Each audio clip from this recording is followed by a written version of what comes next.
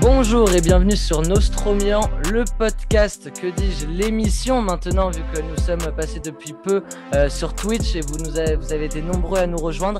Mais ce coup-ci, on retourne sur un format podcast. Pourquoi ? Parce qu'on va aborder notre conseil de classe. Et puis pour vous apporter une émission de qualité, je me suis permis d'accompagner toute cette émission avec des visuels, des statistiques sur les joueurs, vu qu'on va aborder joueur par joueur. Les 24 joueurs qui ont joué au moins un match cette saison vont être abordés. Pour faire ce conseil de classe, j'ai à mes côtés Marco. Salut Marco. Salut tout le monde. Yann. Salut Yann. Bonjour à tous. Et Adrien. Salut Adrien. Salut les gars, salut à tous. Donc, nous avons été plusieurs. On a aussi posé des questions sur les divers réseaux sociaux et avec un panel de 7-8 notes, ça nous fait une moyenne décernée par certaines personnes de Bilan Actu, les CM, les rédacteurs qui ont écrit d'ailleurs un article sur les notes de la rédaction. Vous pouvez retrouver sur le site de milanactu.com. Et puis, nous quatre, on s'est prêté à ce jeu-là. Donc, on abordera directement les moyennes que vous verrez dans les diapositives suivantes. Mais on va commencer du coup avec le mauvais élève, le bonnet d'âne. Il s'agit de l'Espagnol Castillero, du coup 24e avec une moyenne de 6,4 sur 20. Yann, est-ce que c'est dur pour toi 6,4 sur 20 ou est-ce que ça représente la saison de Castillero ? Alors, je pense que d'un côté, ça représente sa saison, mais d'un autre côté, ça représente aussi le ras-le-bol qu'on a de le voir jouer sous nos couleurs. C'est un joueur on avait une certaine, à son arrivée, on savait que c'était un joueur qui driblait beaucoup, que c'était sa qualité première, le dribble. Je crois qu'il avait une moyenne de dribble, une des plus hautes en Espagne, de dribble tenté ou je ne sais quoi.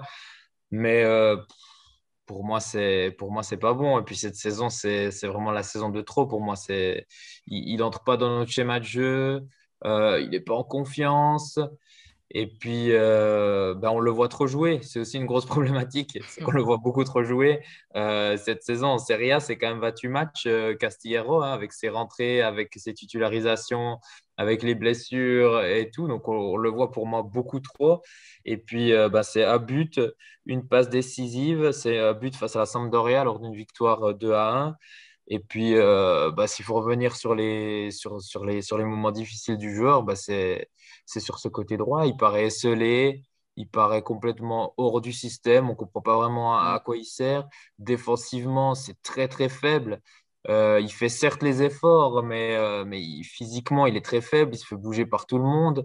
Il est vite au sol. Et puis, sa qualité première, qui est d'éliminer l'adversaire, je pense qu'on peut le compter. Le nombre de fois où il a réussi à dribbler un adversaire cette saison, je pense qu'on peut le compter sur les doigts de la main. Je n'ai pas la statistique exacte parce que je n'ai pas eu envie de la chercher pour lui. Mais, mais c'était nul, quoi. Il arrive plus à éliminer l'adversaire. Il n'arrive plus à donner le coup de rein qu'il avait quelquefois donné auparavant et qui avait fait de lui un bon joueur. Donc pour moi, il mérite malheureusement cette note et j'espère qu'on n'aura plus à le voir jouer sous nos couleurs, l'ami Samu Castillero, la saison prochaine, parce que pour moi, il n'a pas le niveau. Et puis voilà, je pense qu'il y a bien un club espagnol qui va vouloir le reprendre. J'ai aussi noté qu'en Europa League, il a quand même marqué un but assez important face à Lille, le but de l'égalisation lors du match retour, le 1-1. Et il marque aussi un but face au Celtic. Donc il est à 3 buts cette saison, ce qui est pour moi insuffisant pour un joueur de Un sa trempe. attaquant. Ouais, pour un Un attaquant et un joueur attaquant de et sa puis trempe, ouais. un joueur de sa trempe, pour moi, c'est clairement insuffisant. Donc Castillero, oui, il mérite sa dernière place. Je pense que ça se tapait bien avec Mandzukic, qui a pour moi été catastrophique aussi. Mais Castillero en dernier, je pense que ça ne choquera personne, ça ne fera pas scandale de le voir tout au fond de cette liste.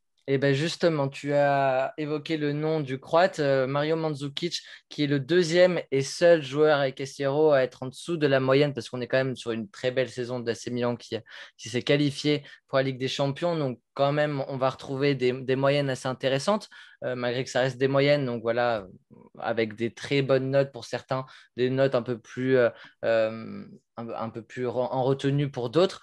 On a un Mandzukic 23e avec 7,7 sur 20. Marco, comment s'est passé ces 6 mois finalement, parce que c'est même pas une saison pour Mario Mandzukic qui a enfilé, je le rappelle, le numéro 9 qui était au placard depuis le départ de Piatek. Bah écoute, je ne vais pas reprendre ta célèbre malédiction car on sait tous maintenant que tu es apeuré par ce grand numéro 9. Mais Mandzukic, en fait, je vais être un peu moins dur que Yann. Pour moi, c'est pas catastrophique étant donné qu'il n'est pas vraiment venu chez nous. C'est-à-dire que certes, dans l'absolu, il a fait 10 matchs, même 11 si on compte la C3, mais c'est quelqu'un qui n'a rien apporté, évidemment, pas un but, pas une passe décisive. Quand il était sur le terrain, à part son envie, on peut lui laisser, il n'a vraiment rien apporté. Et parfois, on se demandait même s'il savait encore jouer au foot. Mais bon, est-ce qu'on s'attendait vraiment à mieux d'un attaquant de 35 ans qui avait fait une saison quasiment blanche avant? Mm. Auparavant, il était dans un pays où le football n'est pas encore extrêmement développé et où il a d'ailleurs très peu joué. Il a été mis au placard pendant très longtemps, même par un petit club.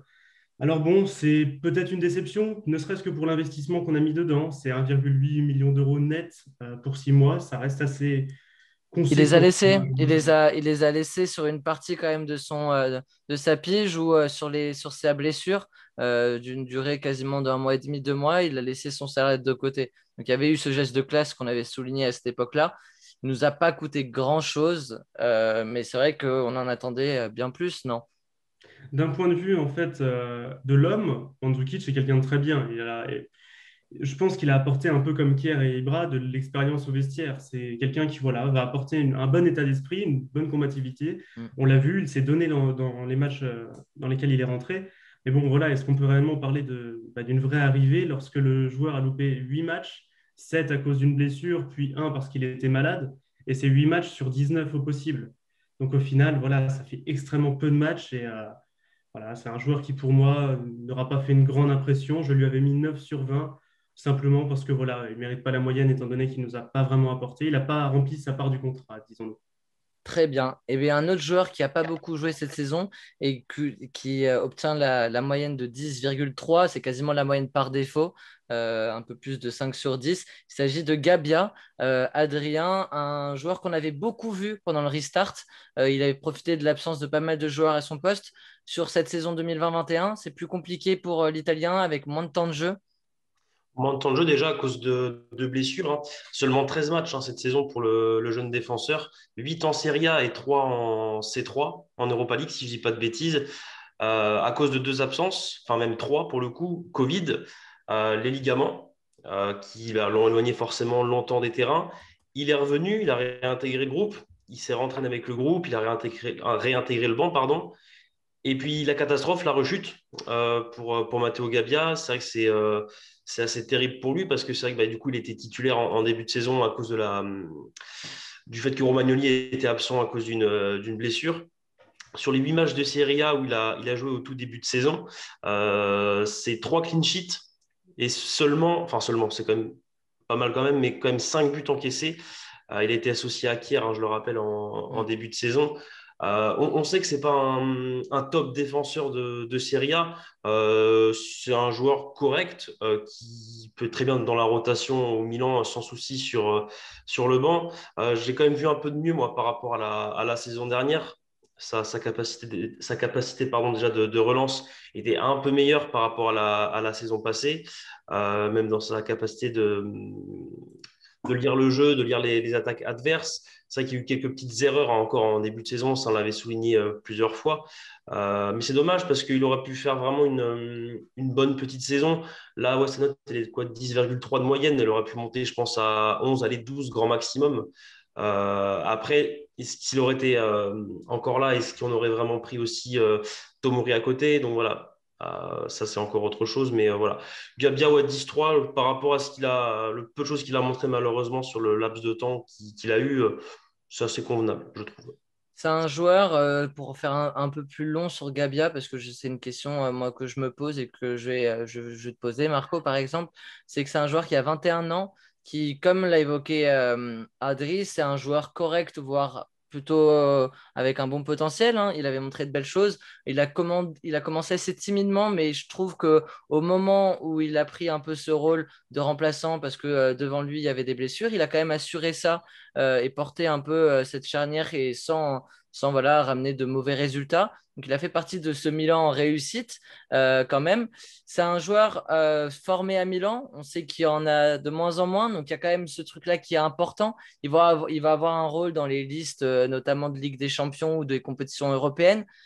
Calabria a commencé un peu comme ça, sur la pointe des pieds, à peu près à cet âge-là, à 20 ans, 21 ans. Est-ce que Gabia peut avoir un peu ce genre de perspective à Calabria, exploser dans 2-3 ans, sachant qu'à 25 ans, tu es toujours jeune pour un défenseur centre? Est-ce que tu peux imaginer voir l'Italien un peu suivre les traces de son compère à droite? Bien, écoute, je l'espère parce que c'est tout de même, comme tu l'as dit, un joueur du centre de formation. Et je trouve qu'il y a toujours une nécessité de garder quelques joueurs qui ont vraiment un amour puissant du maillot, comme Gabia. En plus, Gabia, on le sait, je trouve qu'il s'est très très bien adapté à la Serie A, à notre niveau de jeu, étant donné qu'il y a peu de temps, il était encore à la Lucchese en Série D, voire C. Voilà, le mec était dans un club qui était en faillite auparavant, qui ne payait même plus l'eau des douches.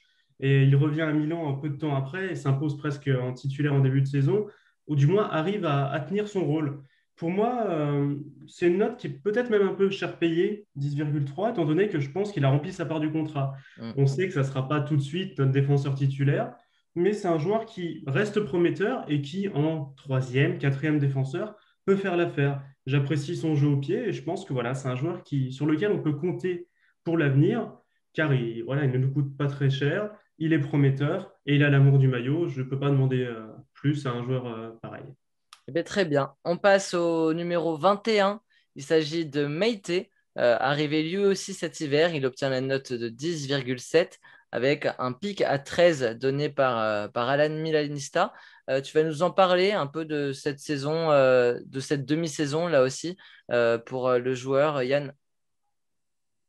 Ben moi, je suis tout d'abord un peu surpris du joueur lorsqu'il arrive à Milan cet hiver parce que je me dis qu'un joueur venant du Torino, avec les joueurs que l'on a au milieu du terrain, je vois pas forcément pourquoi. Et puis, ben, on comprend vite que c'est face aux blessures, face à l'alignement des matchs qu'on aura qui va jouer un rôle important. Et pour moi, je trouve que sa note, ou en tout cas son classement là dans notre liste ici, je le trouve très bas parce que je trouve qu'il a, comme pour Gabia, comme le soulignait Marco pour Gabia, je trouve qu'il a rempli son rôle. Il y a certes quelques matchs au début, je pense à l'Inter, je pense face à l'Inter notamment, où je crois que c'est en coupe, où c'est à cause de lui qu'on il commet une faute assez bête, où c'est Eriksen qui va poser le ballon en pleine lucarne. Mais je pense que c'est à peu près normal. C'est normal dans l'intégration dans un club, dans un nouveau schéma de jeu, dans un nouveau système de jeu, d'avoir un peu des difficultés au départ. C'est clair que c'est pas un joueur qui a une technique incroyable quand on est habitué à des Benacer ou des caissiers au milieu du terrain et qu'on met un Meïté. C'est clair qu'on va voir une différence. Mais je trouve que lors de ses entrées en jeu, je pense notamment à sa dernière entrée face à l'Atalanta lors du dernier match, Mm. je le trouve plutôt correct comme joueur. C'est un joueur qui a su apporter du physique, qui a su apporter du poids, qui a su apporter de la substance au milieu du terrain. Et je trouve que dans certains matchs, dans certains fins de match, son physique nous a vraiment donné un grand coup de main. Et donc, je trouve un peu cher payé cette moyenne de 10,7. Enfin, surtout ce positionnement, il a quand même la moyenne, mais je trouve que ce positionnement autant bas dans notre classement, je le trouve un peu difficile parce qu'on n'a pas grand chose à lui reprocher, à part quelques erreurs au départ. Mais comme dit, c'est quelque chose qu'on oublie souvent lors d'un transfert. Il y a, OK, le joueur qui va changer de club, mais il y a aussi tout ce qu'il y a autour. Il change de ville, il doit déménager. Il y a tout l'aspect psychologique dont on parle Mm. vraiment trop peu, je trouve, souvent. Et moi, je trouve qu'en 6 mois, il a réussi vraiment bien à s'intégrer. Il a apporté ce qu'il devait apporter pour moi dans notre équipe, c'est-à-dire pouvoir faire souffler des Benacer, des Tonali ou des caissiers. Et pour moi, il l'a fait extrêmement bien. Et donc, je suis assez satisfait des 6 mois de Meïté sur nos couleurs.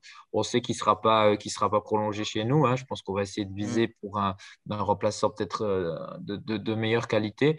Mais on peut que remercier le Français pour moi pour ces 6 mois qu'il a fait chez nous parce qu'il a joué pour moi un rôle important en fin de saison pour aller chercher cette qualification en Champions League. Eh bien, très bien. On va passer maintenant à un Norvégien qu'on a beaucoup vu qui nous a étonnés en début de saison et puis petit à petit barré par Pioli dès l'hiver finalement. Et la liste de Ligue Europa, où c'est un des grands artisans de cette qualification de l'AC Milan pour les phases à élimination, voilà, phase aller-retour, pardon, la phase d'après, les 16e de finale. Mais Aogué obtient la note de 10,9, une note quand même assez respectable pour une première saison, pour un joueur qui avait tout à apprendre d'un nouveau championnat aux antipodes de ce qui se fait dans son championnat local. Adri, on est déçu, on reste sur notre faim, ou on se dit peut-être que en fait la faute elle vient peut-être pas de lui mais plutôt du coach qui lui a pas su lui donner du temps de jeu, et notamment sur un côté droit où Castillero a quand même pris beaucoup de temps de jeu. Déjà, il a quand même joué pas mal de matchs, hein, ce que je me suis renseigné. Je ne pensais pas qu'il avait joué autant. Il a quand même joué 28 matchs cette saison, 18 en Serie A, 8 en Europa League, une en Copa et un match en Primavera quand il était revenu de blessure pour se remettre un peu dans le bain. Au début, je me suis demandé quand même si ce n'était pas la faute de Pioli, parce que c'est vrai que son traitement, on n'a pas compris. En début de son arrivée, il jouait quand même énormément, enfin énormément. Il jouait pas mal quand même. Il rentrait souvent en fin de match pour jouer des fins de match ou pour débloquer des situations. Il apportait souvent un petit quelque chose par rapport à son but, par exemple, pardon, son but face à Naples, très beau but d'ailleurs, où voilà, il était rentré en cours de jeu. Pareil face à la Samp. Après, il ne faut pas oublier qu'il n'a pas eu forcément trop de coupures, hein. Entre le championnat norvégien et la Serie A. Il a quasiment enquillé d'un coup sec. Alors, est-ce qu'il a été un peu cramé, on va dire, nous, à la mi-saison ou plus vers la fin de saison? Je ne sais pas forcément, mais c'est vrai que je reste quand même un peu sur ma faim à cause de Pioli, je pense, parce que son traitement, je n'ai pas compris. On le retire de l'Europa League, sachant qu'à mon sens, il faisait vraiment quelque chose de bien dans cette édition cette année. Puis retiré pour laisser la place à Mandzukic. Bah, on a vu ce que ça donnait, parce que Mandzukic, au final, s'est blessé. Donc, bah, au final, il a sucré la place de Aogué pour pas grand-chose au final, hein, pour rien du tout même. Mais c'est vrai que ça parle en ce moment d'un départ, soit en prêt, soit en transfert. Moi, je pense que ce serait une erreur de le lâcher. Alors, en prêt, pourquoi pas, hein, si ça nous fait une sous-eau derrière. C'est vrai qu'au début, il apportait pas plus que ça. Il n'était même pas forcément terrible, hein, quand il arrive de Ouais. Liverpool. On l'a prêté au Genoa.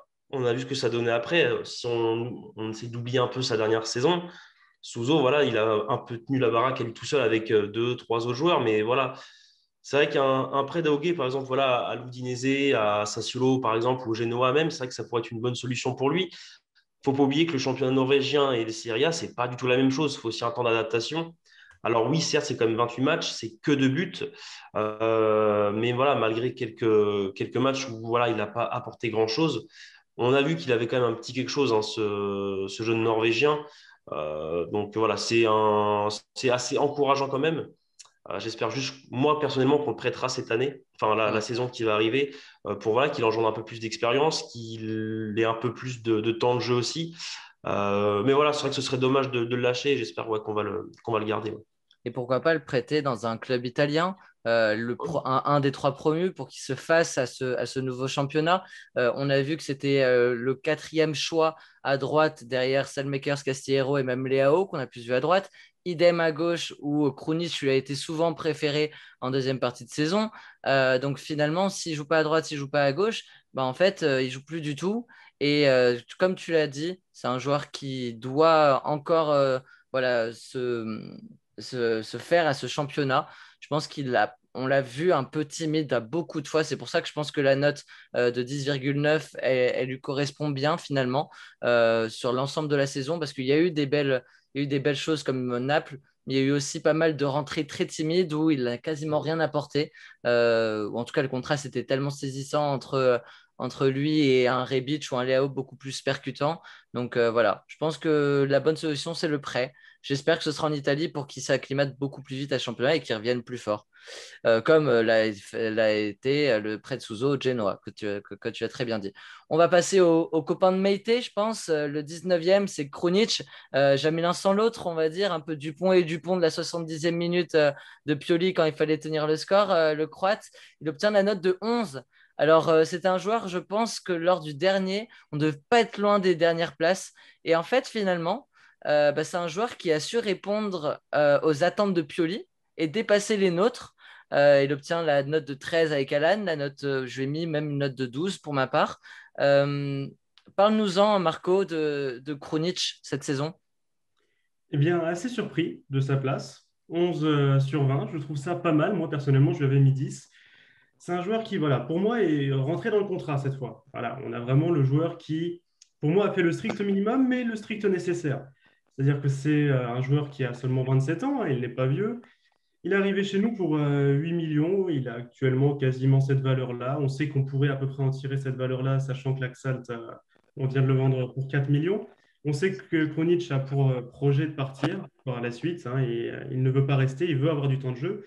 On a quand même un contrat avec lui jusqu'au juin 2024, ce qui fait qu'on va devoir trouver un arrangement assez sympathique si on veut le laisser partir. Mais Krunic, je pense que c'est surtout notre joueur de l'Europa League. C'est-à-dire que c'est 74% de minutes jouées en Europa League. Et c'est énorme par rapport à la Serie A où il était qu'à 21%. Cette année, c'est 3 passes décisives et 2 buts, dont un ô combien important contre Vérone, où on gagne sur ce sublime coup franc. On l'avait pas senti celui-là. Oh non. On l'avait pas vu.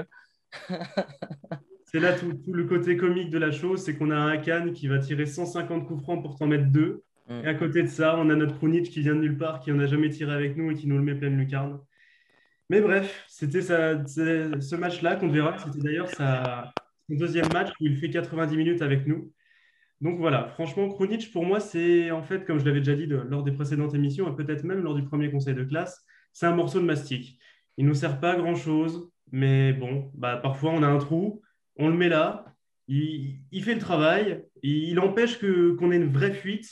Et voilà, on va dire que voilà, sa médiocrité passe pour quelque chose d'assez bien au final. C'est quelqu'un qui s'est toujours donné avec nous. Mentalement, c'est un très bon atout. Par contre, voilà, on le sait avec les pieds, il a besoin d'encore grandir, mais bon, il va peut-être devoir se dépêcher car le gamin a quand même 27 ans. Donc voilà, j'espère pour lui qu'il aura une bonne continuation. Dans tous les cas, ça ne se fera pas chez nous, c'est quasiment sûr aujourd'hui.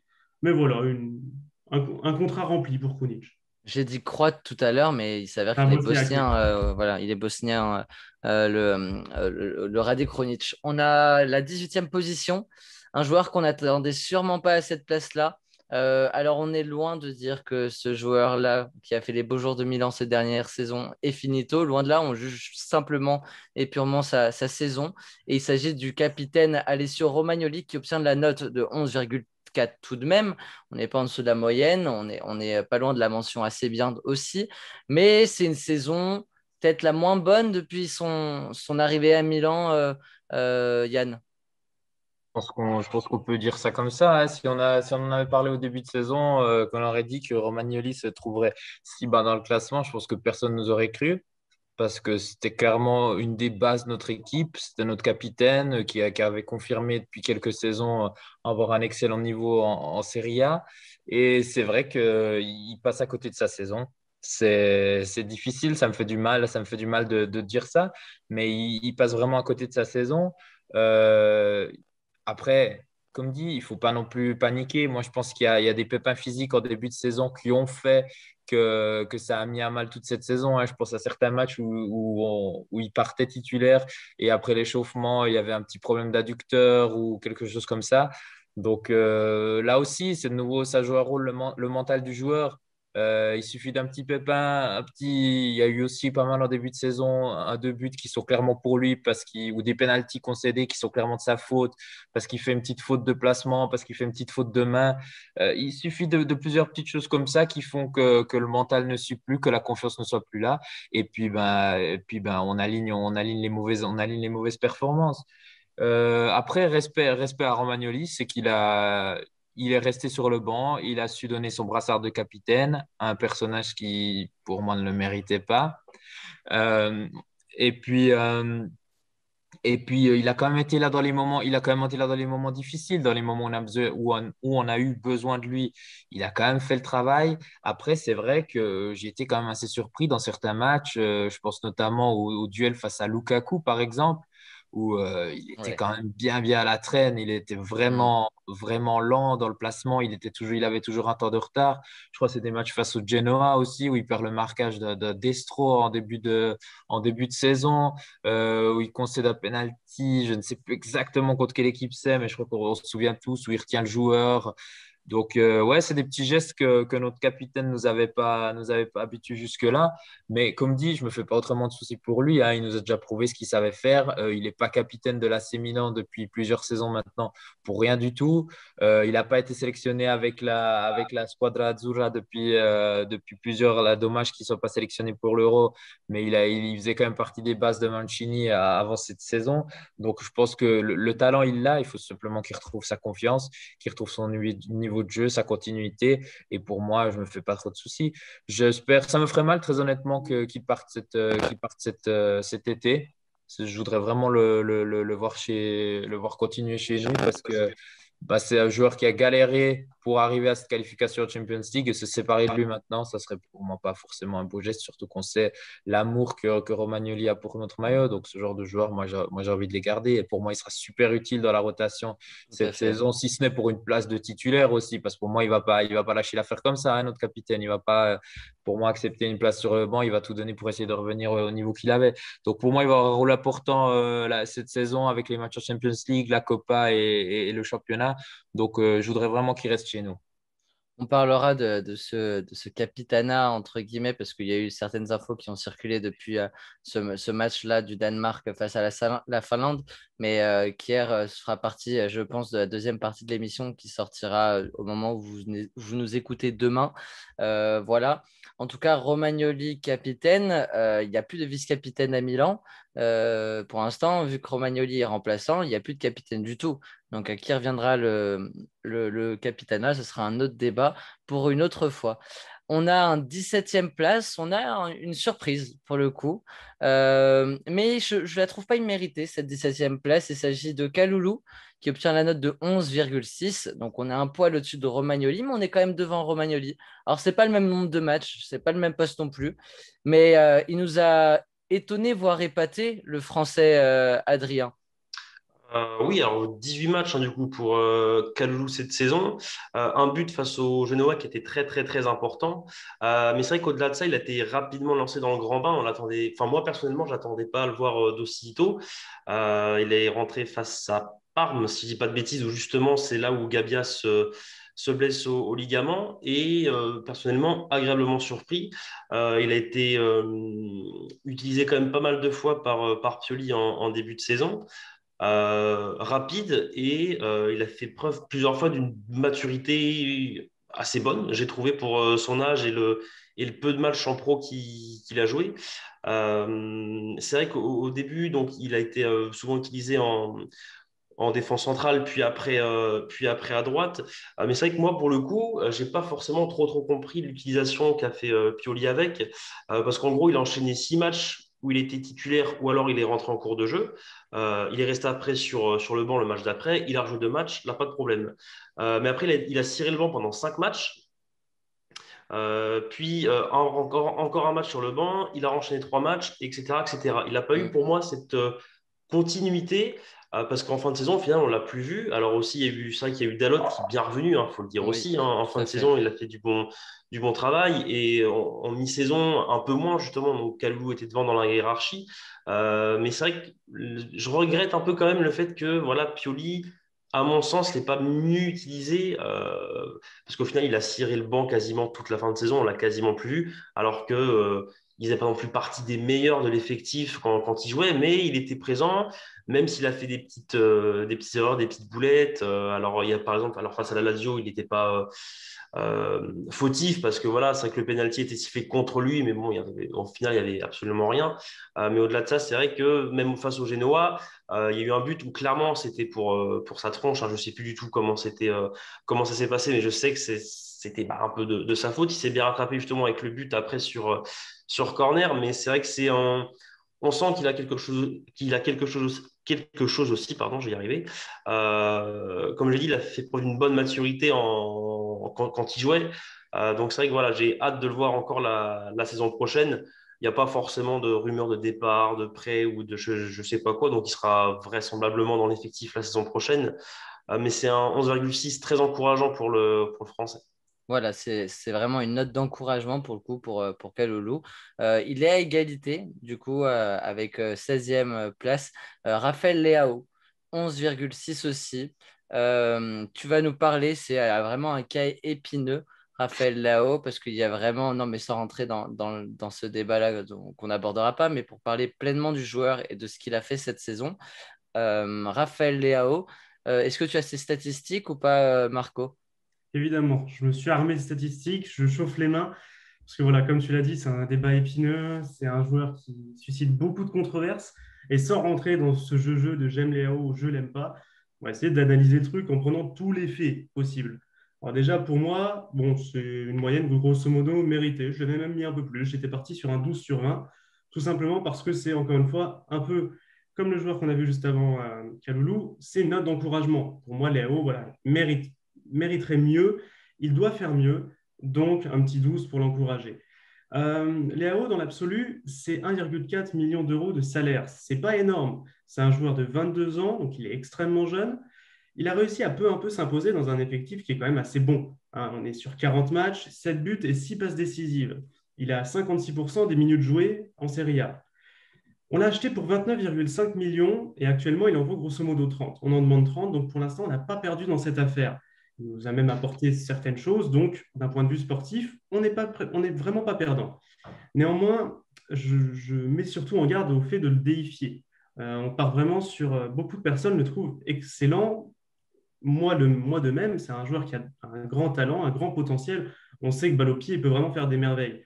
Mais attention à ne pas partir trop loin, attention à ne pas lui donner des accomplissements qu'il n'a pas encore fait. C'est un joueur qui a mis seulement 28 buts sur toute sa carrière pro. Ok, il est jeune, mais sur ces 28 buts, on en a 7 qui sont avec le Sporting Lisbonne B. Donc, on en a grosso modo 21 où c'est vraiment des buts en pro. À côté de ça, si on compare avec son ennemi direct au même poste, qui va être Rebic, sans mettre de comparaison sur le niveau sportif, etc. Non, si on reste banalement dans les faits, Rebic est à 22 buts en 2 ans à Milan. Alors voilà, on a un rendement de Léo qui n'est pas suffisant. Et à côté de ça, on a une attitude qui parfois dérange et dérange beaucoup. Et malheureusement, il est parti dans un gros manque de confiance sur la deuxième partie de saison. En première partie de saison, on avait un joueur qui avait le talent, qui jouait pas mal, mais qui avait une attitude pas correcte vis-à-vis du spectateur, vis-à-vis de l'institution. Néanmoins, en deuxième partie de saison, je trouvais qu'il y avait une amélioration dans son comportement. Il se donnait plus, mais au final, on a eu un manque de confiance, peut-être créé par le fait qu'il a zigzagué entre deux postes, entre le poste de buteur et le poste d'ailier. Mais au final, on avait un joueur qui ne savait plus trop où il était, très timide et en gros manque de confiance. Et pour moi, Léao, c'est pas une bonne saison de sa part. Je suis désolé, mais un joueur de sa trempe, on attend bien mieux de lui. Et alors, je sais que certains veulent le garder, ne serait-ce que parce qu'il est bon, ne serait-ce que parce qu'il a du talent ou du potentiel. Mais combien on connaît de joueurs qui avaient ce potentiel et qui n'ont pas explosé? Donc, c'est pour ça que je mets encore une fois en garde. Léao, encore une fois pour comparer, on a 300 minutes pour un but en Serie A. Rebic, c'est quasiment la moitié, donc beaucoup moins de matchs et plus de buts. On sait qu'il y a actuellement des intérêts d'autres clubs, de Wolverhampton, d'Everton, de Marseille ou de Dortmund. On ne sait pas encore les offres qui vont être faites. On sait qu'on commencera peut-être les étudier dans les alentours de 30 millions. Je serai évidemment pour le garder car je pense que c'est un talent indéniable et qu'il a un potentiel pareil. Ça serait dommage de passer à côté sans vraiment lui relaisser peut-être au moins un an de chance, quoi, de l'occasion de se dévoiler réellement. Mais après, c'est sûr que si une offre vraiment intéressante se pointe, ça sera dur pour moi. L'institution se devra de vendre Léao parce que c'est un joueur qui, mine de rien, ne donne pas beaucoup de garanties pour l'instant. On en attend énormément, mais on a très peu de garanties. Voilà, donc pour moi, c'est un contrat que très peu rempli, en revanche pour Léao. Donc une note un peu haute par rapport à certains à qui on a dit que le contrat était rempli. Là, Léao, c'est un gros manque, une grosse déception. On attendait bien mieux, mais voilà. C'était notre déception quasiment unanime de l'année, Raphaël Leao. Pour moi, c'est vraiment un cas épineux parce que c'est un joueur que je ne vois pas réussir à Milan, mais que je peux voir que je peux voir réussir ailleurs à l'image d'un Paqueta. C'est un joueur qui n'a pas l'état d'esprit d'à Milan. on sait ce qu'attendent le club, les dirigeants, les supporters. C'est limite plus des Borini ou des Kuka que des Paqueta ou des Leao. Ok, ils ont cette étiquette de crack, ok, on les paye 30 millions, ok, ils ont un potentiel. Mais moi, ce qui me pose problème avec Leao, c'est l'attitude, évidemment, parce que moi, c'est une attitude qui me dérange quand tu portes un maillot comme ça et que tu n'as rien prouvé dans ta carrière. C'est même pas un André Silva qui vient à Milan en ayant tout pété à Porto sur une saison à 30 buts. Léao, il n'a pas une saison à plus de 10 buts dans sa carrière. Alors, il est jeune, hein, il a 22 ans, mais il a déjà 22 ans, c'est l'âge d'un Mbappé. Voilà, pour situer un peu quand on parle de potentiel exceptionnel d'un Léao qui a encore tout à prouver. Et le championnat italien, et surtout à Milan, où il rentre ni dans le registre qu'attend Pioli sur le côté gauche, où il attend plus un joueur avec le volume de jeu de Rebic sur tout le couloir droit, sur tout le couloir gauche, du poteau de corner de Théo au poteau de corner devant lui, ou d'un Ibrahimovic où on voit que voilà, on va partir sur un Giroud ou sur un Dzeko ou un peu ce genre de profil de grand gaillard. Alors, il y a des Vlahovic aussi qui font des mètres 90, mais c'est tout sauf le profil athlétique de Léao. Donc moi, je ne le vois pas réussir à Milan. C'est tout le mal que je lui souhaite, mais je lui souhaite de trouver son bonheur ailleurs. Et moi, s'il y a une offre de West Ham, de Wolfsburg, un truc comme ça, Wolfsburg, n'importe quoi, Wolverhampton, bah, je pense qu'il sera très heureux de jouer aux côtés de Adama Traoré dans un football voilà, plus small ball que proposent tous les Portugais, en plus, et tous les joueurs portugais de Wolverhampton. Moi, je le vois vraiment s'épanouir dans un club comme ça de première ligue avec des attaquants comme Gabriel Jesus qui ont un peu le même profil que lui. Mais à Milan, pour moi, c'est pas peine perdue. Mais il n'a pas le vestiaire, il a le vestiaire justement à ses côtés. C'est peut-être les seuls qui le supportent vraiment, mais il n'a pas les tifosi forcément dans sa poche. Les dirigeants, bah, ils sont prêts à étudier les offres. Ça prouve, voilà, quand on voit les saisons de Théo, etc., qui ont été achetées moins cher, mais on n'entendra rien pour des Benacer, pour des Théo ou des caissiers.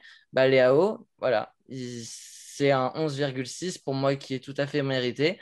Je ne sais pas si Yann ou Adri, vous voulez rajouter quelque chose sur les AO ou si on peut passer à la place juste au-dessus de lui. Yann, peut-être?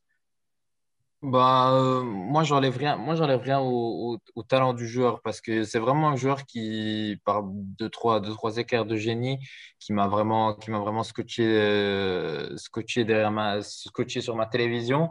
Je pense notamment au but face à la Fiorentina. Je pense à ses coups de rein face à l'Inter au match aller. Je pense aussi au match face à la Roma où on fait malheureusement un vieux 3-3. C'est un joueur qui est bourré de talent. Beaucoup de personnes ont fait des allusions à lui en disant qu'il était bourré de talent. Après, comme dit, je pense qu'il y a une sorte de confiance, il y a une sorte de mal-être, il y a une sorte de choses qui fonctionnent pas forcément dans le système de Pioli. On lui donne peut-être pas aussi assez sa chance. On l'a mis souvent dans un poste qui lui convenait pas, ce poste de numéro 9 pour moi. Mais c'est vrai que par rapport à sa saison, la note qu'on lui donne, pour moi, elle est méritée. Il y a eu quelques éclairs de génie en début de saison dans les matchs que j'ai cités tout à l'heure, mais sinon, ça reste quand même très limité. Et puis, c'est dommage parce que simplement son attitude fait que on aurait vite tendance à dire, oh petit, tu as 22 ans, tu as encore rien prouvé, maintenant prends toutes tes affaires et commence un peu à travailler, quoi. On a vraiment l'impression que, alors que je suis sûr qu'il est pas forcément comme ça au fond de lui, je suis sûr qu'il a quand même un bon fond, que c'est quand même un bosseur pour en arriver là où il en est. Il n'est pas arrivé Oui. là comme ça tout seul. Mais c'est vrai que l'attitude qui monte sur le terrain, c'est une attitude qui a souvent tendance à énerver beaucoup de gens, les supporters, et on aura vite tendance aux premières erreurs qu'il va faire à lui sauter dessus parce qu'une attitude comme ça, c'est une attitude qui fâche et qui a tendance à vite énerver.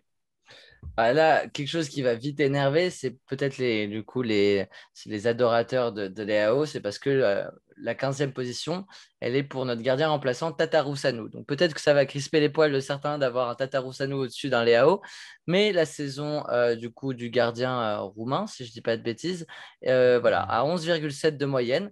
Il y a eu des belles notes quand même. On est sur quelque chose de très hétérogène, entre du 14 pour certains, du 10 pour d'autres. Qu'en est-il pour toi, Yann, de Tatarusanu? Pour moi, c'est une saison. On savait que ça allait pas être notre gardien titulaire, hein, c'était sûr. Il arrive l'été passé pour pallier le départ de José de Pep Reina. Et puis pour moi, bah, il fait pas beaucoup de matchs, hein. Il joue 2 matchs en Coupe d'Italie, un match en Serie A et 2 matchs en Europa League. 2 matchs en Europa League de clean sheet quand même, faut le souligner. En Serie A, il va jouer le fameux match face à la Roma où on va vite être au début très très dubitatif face à ses performances. Je crois qu'il fait une sortie sur un corner. C'est une de ses premières interventions qu'il doit faire sous notre maillot et puis il passe complètement à côté et on se prend le but égalisateur ou le 2-1, je ne sais plus exactement. C'est ce match qui finit 3-3 à San Siro. Et sinon, en Coupe d'Italie, bah, il y a quand même une séance de tir au but face au Torino qui nous fait gagner, notamment grâce à un de ses arrêts. Ensuite, il y a le match face à l'Inter qu'on va perdre. Oui. C'est les 2 matchs qu'il va jouer en Coupe d'Italie. Mais pour moi, il a fait le travail. Il a fait ce qu'il avait à faire. J'en attendais pas beaucoup plus de lui. Et de ce que je m'attendais, moi, je n'ai pas été déçu, hein. C'était le numéro 2 de notre club.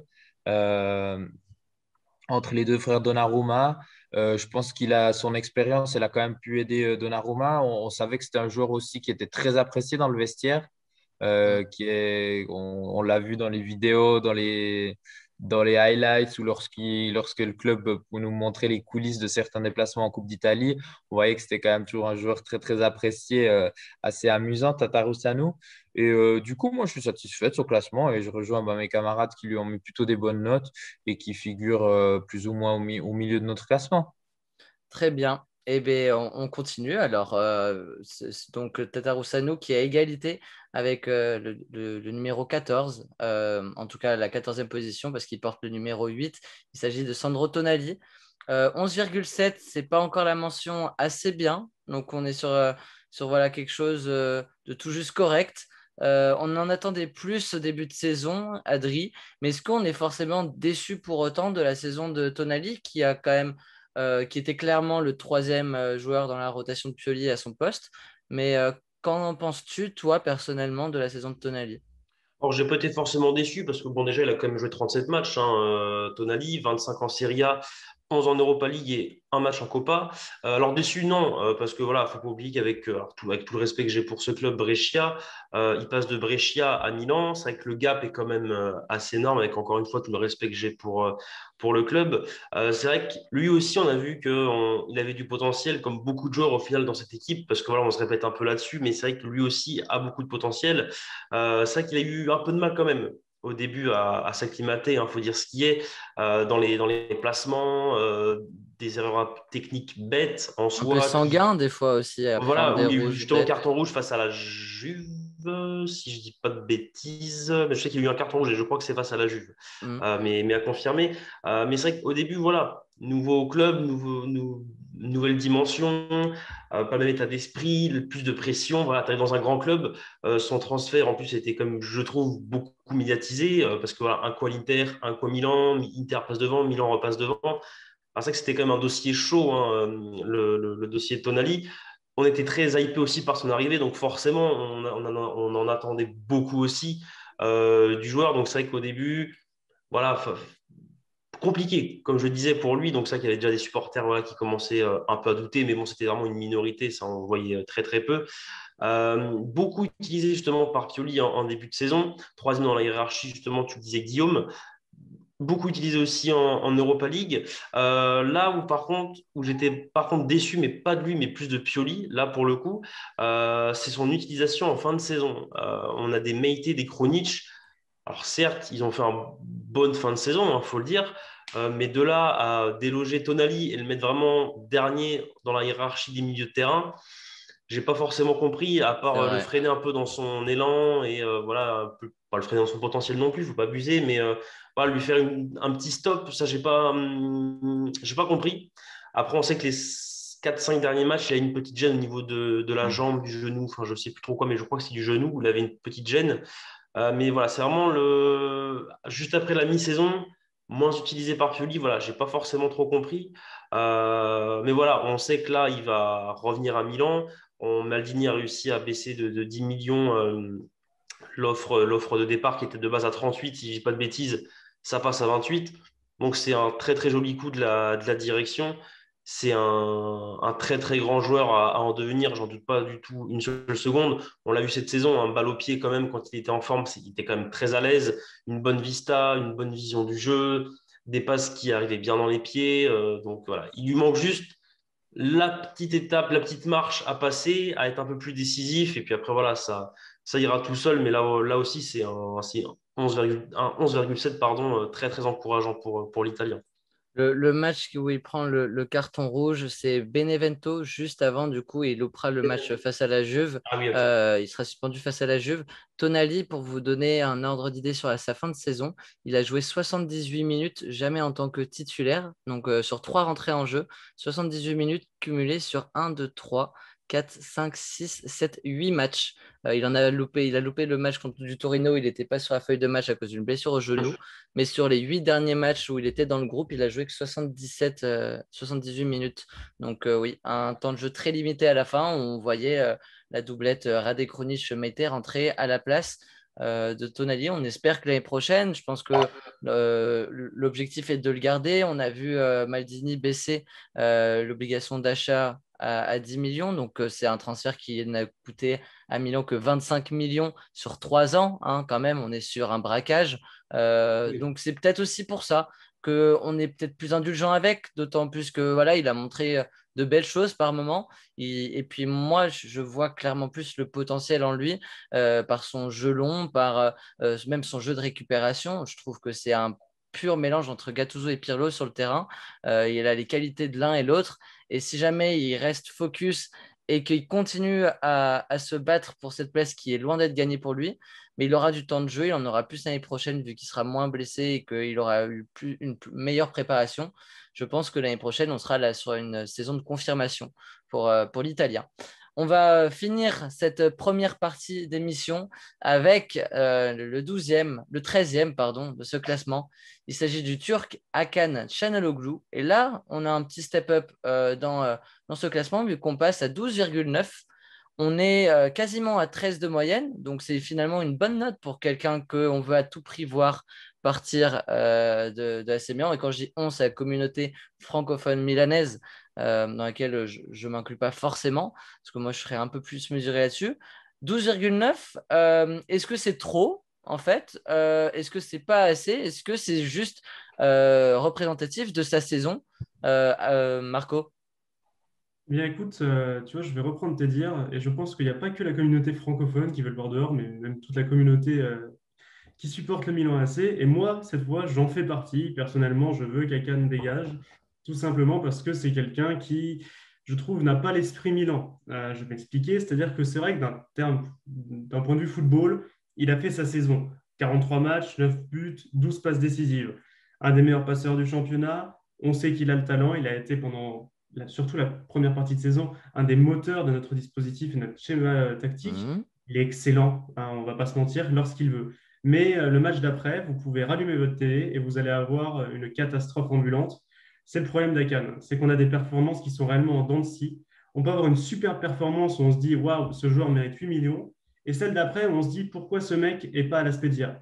Et on n'arrive pas à comprendre, sans déconner, comment un joueur peut être aussi irrégulier.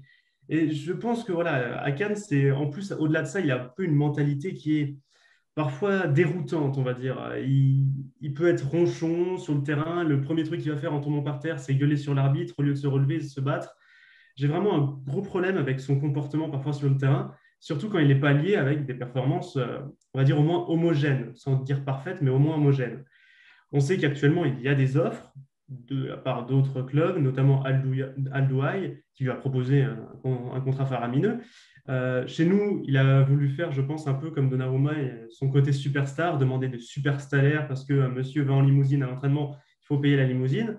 Et j'ai personnellement un peu de mal avec ça. Je Mm. pense que quand on s'affiche à ce point, quand on demande autant, on se doit d'être quasiment irréprochable. Ce n'est pas le cas d'Akan. Je l'ai plutôt bien noté, je lui avais mis 13,5, simplement parce que d'un point de vue sportif, c'est vrai qu'il est bon. Mais pour moi, tout ce qui, entre guillemets, baisse sa cote cette saison, c'est vraiment son comportement et son irrégularité. C'est un mec qui quand même touche, j'ai fait le calcul, 7 000 € par jour. Voilà, maintenant imaginez-vous chacun d'entre vous qui Mm. vivez actuellement dans une pandémie mondiale où l'économie est au plus bas. Cet homme touche 7 000 euros par jour et monsieur souhaite tout de même avoir un salaire quasiment 2 fois plus gros. On se dit que bon, le moment est mal choisi, sa saison ne le justifie pas. Voilà, pour moi, c'est vraiment un joueur qui, d'un certain côté, fait le travail, remplit même très bien le contrat dans l'absolu, parce qu'il fait avancer l'AC Milan cette saison, mais qui, d'un certain côté, m'a totalement déçu. Donc, pour moi, voilà, un 13 qui est donc assez bien, mais j'irai pas au-delà. Yann? Moi, je rejoins Marco dans le sens où c'est un cas un peu spécial. On parlait l'autre fois dans notre aperitivo du cas Souza, où c'est un joueur par lequel le jeu va se passer. S'il y a quelque chose qui va se passer dans notre effectif, ça va se passer par Akan. Donc c'est clair, c'est un joueur qu'on va voir beaucoup, c'est un joueur qui va toucher beaucoup de ballons, qui va être au centre de notre jeu. Mais pour moi, c'est une sorte de frein pour nous. J'ai l'impression qu'avec un autre numéro 10, on pourrait vraiment faire le saut de qualité qui nous permettrait de gravir encore un échelon. Et j'ai l'impression qu'avec Akan, qui fait certes, on a l'impression, enfin, moi, j'ai l'impression qu'il fait quand même un bon boulot parce qu'il touche quand même beaucoup de ballons. On l'a vu en début de saison, il était quand même assez important dans le système.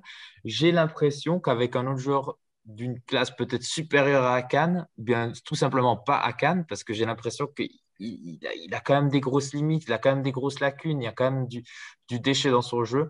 On pourrait avoir un palier supplémentaire. Donc oui, la note est méritée parce que c'est un joueur de talent, c'est un joueur qui nous a montré dans plusieurs situations tout à coup d'avoir des éclairs de génie sur des coups de pied arrêtés, même si les coups de pied arrêtés cette saison, j'étais plutôt très déçu de ses performances. Je pense notamment peut-être au corner aussi où quelquefois il a su porter le danger sur ce genre de coups de pied arrêtés. Mais pour moi, je suis pas forcément convaincu qu'on ait vraiment besoin de lui absolument, qu'il soit si important que ça. Et je pense qu'en changeant de numéro 10, on pourrait faire ce saut de qualité qui nous manque pour moi en attaque et d'avoir une attaque un peu plus vivante, un peu plus dangereuse.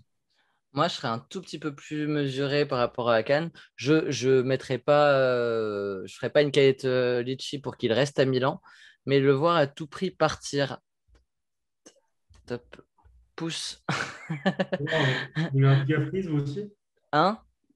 Non, non, non.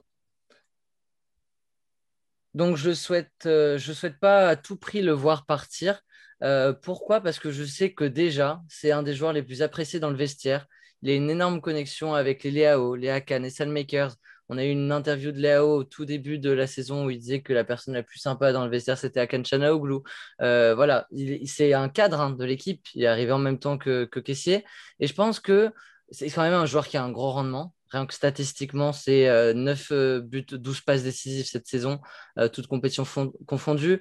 Depuis l'arrivée de Pioli, c'est en première, enfin, la saison dernière, c'était 11 buts et 9 passes décisives.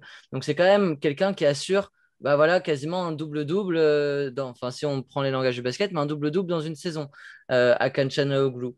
Moi, le seul reproche que je pourrais lui faire, et qui finalement, bah, si on prend du recul, bah, c'en est pas vraiment un, c'est qu'il n'a pas d'attache particulière pour Milan. Donc en fait, c'est un mec qui n'a pas l'amour du maillot. Donc c'est quelqu'un qui joue un peu pour sa gueule, qui est un peu perso. Tu vois, on a l'impression limite qu'il fait ses stats pour faire ses stats, pour que sa valeur elle prenne et pour pouvoir se barrer. On l'a vu faire combien de fois l'appel du pied au Bayern, à des clubs de Bundesliga. Pourquoi pas la Galatasaray, on a entendu il y a quelques jours. C'est quelqu'un, juste, je pense qu'il faut aussi rendre à César ce qui appartient à César. Alors, je ne le mets pas non plus sur un piédestal, le Turc, mais il est quand même un des grands artisans de notre retour en Ligue des Champions.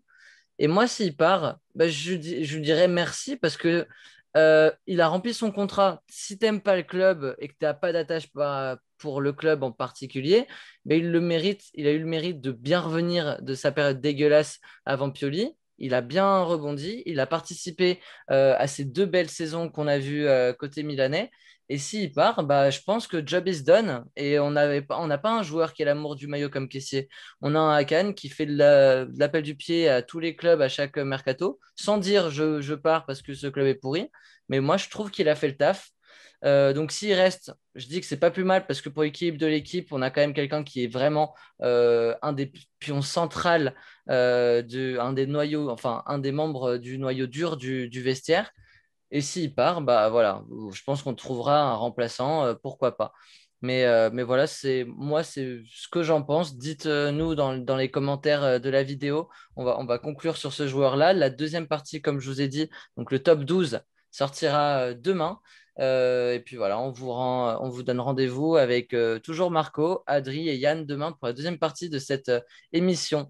En attendant, si ce n'est pas fait, rejoignez-nous sur Twitch parce que tous les Nostro Milan de Ligue des Champions la semaine et le week-end en championnat pour la Serie A seront en live Twitch et bien sûr en replay sur YouTube. Donc vous pouvez toujours activer la cloche de notification sur notre chaîne YouTube et lâcher un pouce bleu si vous êtes d'accord avec nous ou si vous appréciez notre travail. Ça marche aussi en cas de désaccord. Le but étant toujours de pouvoir un maximum s'exprimer et apporter un avis constructif et pas en 280 caractères comme le permet Twitter. Donc c'est pour ça qu'on a décidé de faire cette émission il y a un an. On va fêter nos un an dans quelques jours. Un grand merci en tout cas pour cette belle saison parce qu'on a fait une cinquantaine d'émissions en une année. Ça a été beaucoup de travail. C'est pour ça qu'on va passer en direct pour encore plus échanger avec vous parce qu'on a vu que les chats étaient vraiment en feu. Donc voilà, ça nous a vraiment donné envie de continuer sur Twitch, mais on compte sur vous du coup pour faire péter le Twitch. On est grâce à vous à plus de 350, ce qui est déjà énorme pour un commencement il y a un mois pour une communauté voilà, aussi restreinte parce qu'on est sur une communauté francophone d'un club italien. Mais on compte sur vous pour nous suivre tout l'été sur nos réseaux sociaux pour faire grandir cette chaîne Twitch et être 160 comme après la victoire face à l'Atalanta, à célébrer les victoires en Ligue des Champions peut-être l'année prochaine. On se retrouve demain pour la suite du conseil de classe et toujours Forza Milan, ciao! Ciao les gars. Ciao à tous.